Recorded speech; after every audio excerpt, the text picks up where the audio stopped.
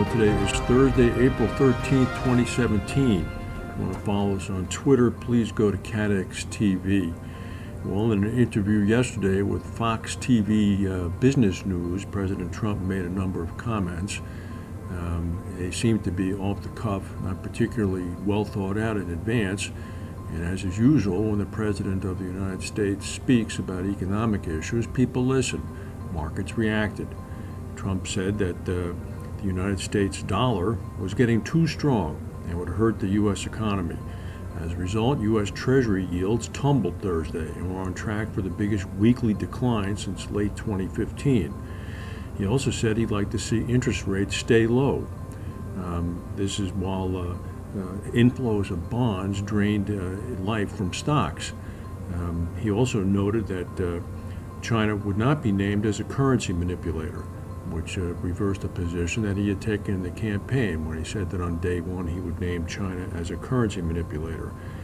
This, of course, helped the Chinese stock market. He also noted that in a later press conference that NATO is no longer obsolete and was a very important part of world strategy vis-a-vis Russia. During the campaign, he had said NATO was obsolete. New Zealand is bracing for one of the worst storms in generation as Cyclone Cook heads toward the Bay of Plenty. Evacuations have been ordered already. Weather officials say that the cyclone would be the most severe to hit the country since 1968, when Cyclone Giselle caused the Wahin ferry to sink, killing 52 people. The storm is expected to make landfall on the North Island at 7 p.m. local time today before heading to the South Island early tomorrow. The region is still suffering from the impact of the remnants of Cyclone Debbie, which struck the country last week. Cook is expected to bring up to 11 inches of rain in some areas, with wind speeds of up to 90 miles per hour. Flights have been canceled or delayed throughout the country. The national carrier Air New Zealand has suspended operations into and out of the North Island. Global reinsurance giant Swiss Re has published an estimate of its losses due to Cyclone Debbie in Australia, placing them at around $350 million US. They also say that the insured market loss overall would probably come in at $1.3 billion, making it bigger than 2011 Cyclone Yazi. Swiss Re indicated that part of their loss estimate includes their growing push into commercial insurance, not just reinsurance.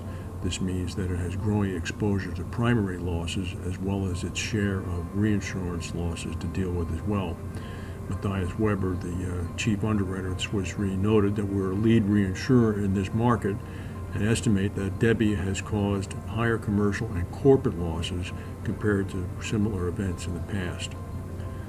A Brazilian judge has revealed the names of dozens of politicians to be investigated over alleged involvement in a huge bribery scandal. The judge unveiled his extensive list yesterday after much speculation in the country's media. It includes about a third of President Michael Temer's cabinet, and it also includes the mayor of Rio de Janeiro during the Olympics. Names were provided by corrupt former officials from the Brazilian-based construction giant Odebrecht. Odebrecht has admitted paying some $1 billion in bribes already.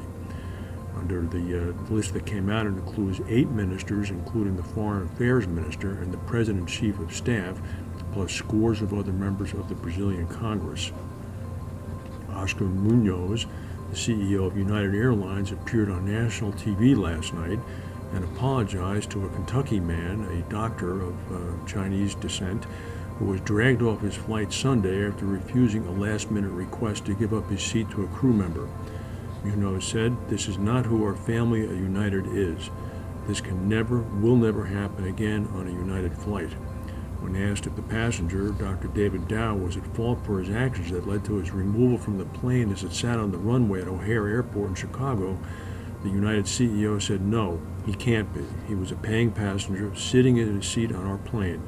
No one should be treated that way. United has been struggling to contain a PR crisis that has erupted since Sunday and has sent its stock price tumbling. Here's heartening news. The Prime Minister of Japan, Shinzo Abe, said that North Korea may already have the ability to deliver missiles equipped with sarin gas. His warning came as analysts said North Korea may be preparing for a sixth nuclear test ahead of a key anniversary in the country, as well as following the deployment of the U.S. naval strike force led by the carrier Carl Vinson into the region. Abe said the security situation around our country is getting increasingly severe. We've just talked about Syria. There's a possibility that North Korea already has a capability to put sarin on warheads to strike the ground. North Korea is only one of 6 countries not to have signed the Chemical Weapons Convention and is believed to have large stockpiles of chemical agents. South Korea estimates that they may have as many as 5,000 tons of chemical weapons, including sarin, anthrax, smallpox, and plague. That's the news for today. If we have any breaking news, we'll come back and tell you. Thank you for watching, and we'll see you tomorrow.